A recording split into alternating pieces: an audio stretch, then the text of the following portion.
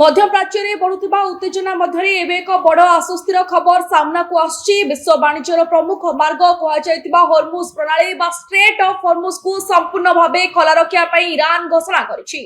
तेबे social media platform X ray एक post करी ईरान वैदेशिक मंत्री अब्बास आराघची कहछंती जे लेबानन रे चलीथिबा अस्त्र विरति को दृष्टि रखी ए निष्पत्ति निया जायछि।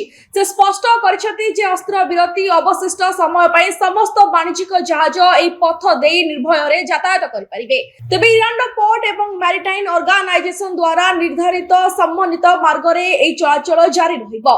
अन्यपटे अमेरिका राष्ट्रपति डोनाल्ड ट्रम्प मध्य ए खबर को स्वीकार करछंती। ट्रम्प सोशल मीडिया रे लिखिछंती ईरान वर्तमान घोषणा करछि जे हॉर्मुज प्रणाली संपूर्ण खोला अछि एवं वाणिज्यिक पई प्रस्तुत।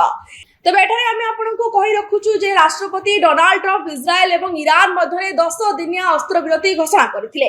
केवल सेतिक नुहे दुई देशर शीर्ष नेतांक मध्य एक ऐतिहासिक बैठक कराइबा पई मध्य ट्रम्प प्रयास जारी रखिछंती। एई पदक्षेप मध्य प्राच्य रे शांति प्रतिष्ठा दिगरे एक नुआ आशा संचार करछि। तेबे এই खबर उपरे हमको अधिक तथ्य दबा पई मो सह ऑनलाइन रे अछंती मो सहयोगी अभिनव आस्तोष। तेबे चलंतु आमे तांको सह आलोचना करिबा ए बाबत रे। सर आपण को न्यूज रूम को स्वागत करूची। सर वर्तमान समय रे गोटे बड़ खबर युद्ध को नहीं आसीची जे स्टेट ऑफ हॉर्मुज खोली छी। ए गोटे युद्धर अवसान कहि परिबा कि जदि स्टेट ऑफ हॉर्मुज खोलिला तेबे कोन सब लाभ हेबो ता सहित जेमति कि अस्त्र विरति कथा घोषणा करा जायतला ये गोटे लॉन्ग टर्म पई रहइबो कि देखंतु आपण जो दिगरे वर्तमान कहउछथि शुभश्री ताहा आशा करा जाउछि जेहेतु स्ट्रेट ऑफ हॉर्मुज खोलिछि एवं वर्तमान अस्त्र विरति जारी रहिछि एणु आगकु युद्ध गोटे अवसान आडकु गति करि पारे। ये युद्धर शांति आलोचना कथा कहा जाऊ बा द्वितीय आलोचना पूर्व कहा जाऊ ये गोटे बड़ पदक्षेप जेतेबेले स्ट्रेट ऑफ हॉर्मुज को खोली दिया जाउछि।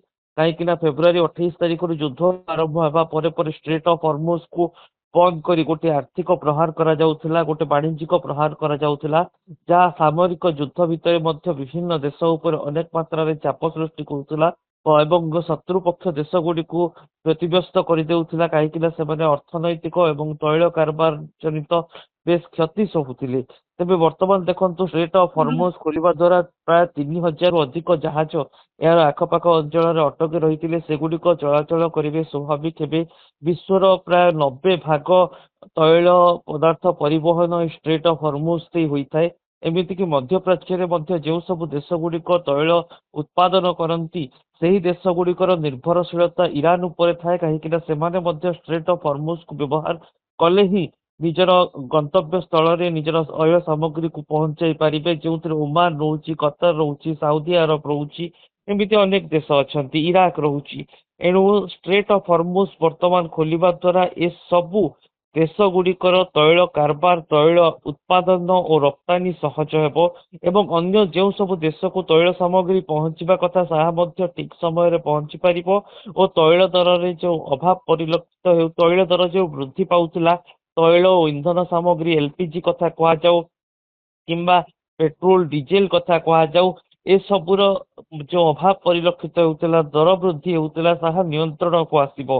एणु तैल बजार रे वर्तमान विश्वर स्थिरता आसीबो। आ स्ट्रेट ऑफ हॉर्मुज देखंतु युद्ध बंद पाई गोटे प्रमुख प्रसंग थिला परमाणु शक्ति जेतेबेले गोटे द्वितीय मुख्य प्रसंग थिला सेतेबेले प्रमुख मुख्य प्रसंग थिला स्ट्रेट ऑफ हॉर्मुज खोलिबा। अर्थात वर्तमान जदि स्ट्रेट ऑफ हॉर्मुज ईरान खोली दउची ये गोटे वार्ता कि जे आगामी समय रे जो अस्त्र विरति जारी रही वृद्धि पाइबो बा गोटे युद्ध अवसान आड़क गति करिबो। वर्तमान शांति पाई समस्ते चेष्टा करिबा दरकार। मध्यप्राच्यर देश गुड़िक मध्य जेहेतु स्ट्रेट ऑफ हॉर्मुज रु बेस लाभ पाउचंती सेमाने मध्य एई आलोचना को केमिति सक्रिय करा जिवो अमेरिका इजराइल और ईरान रो द्वितीय पर्याय आलोचना को से गोटे वातावरण तैयारी करबा दरकार। कहीं पड़ोशी राष्ट्र भाव में से उत्तरदायित्व यथेष्ट बढ़ी जाउछि।